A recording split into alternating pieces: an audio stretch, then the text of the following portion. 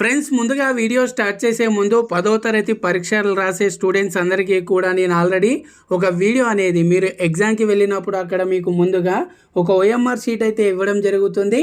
మరి OMR sheet అనేది mistakes అనేది చేయకుండా సరైన పద్ధతిలో ఏ విధంగా ఫిల్ చేయాలనేది ఒక వీడియో అయితే చేశాను.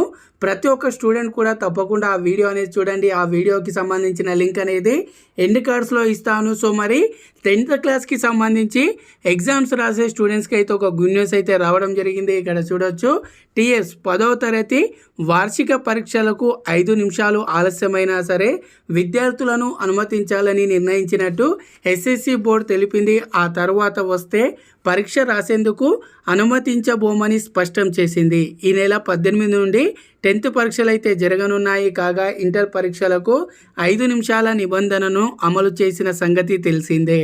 సో మనకి ఇంటర్కి సంబంధించి చూసుకున్నట్టయితే 5 నిమిషాలు లేట్ అయినా సరే స్టూడెంట్స్కి అయితే ఎగ్జామ్ హాల్లోకి రానివ్వకపోవడం వల్ల కొన్ని ఇన్సిడెంట్స్ అయితే జరిగాయి. దానిని దృష్టిలో పెట్టుకొని ఇప్పుడైతే ఎస్ఎస్సి బోర్డు అయితే 10వ తరగతి విద్యార్థులకు 5 నిమిషాలు లేట్ అయినా సరే వాళ్ళకు ఎగ్జామ్ హాల్లోకి అనుమతించేలా మనకు ఇప్పుడు ఒక అప్డేట్ తీసుకురావడం అయితే జరిగింది.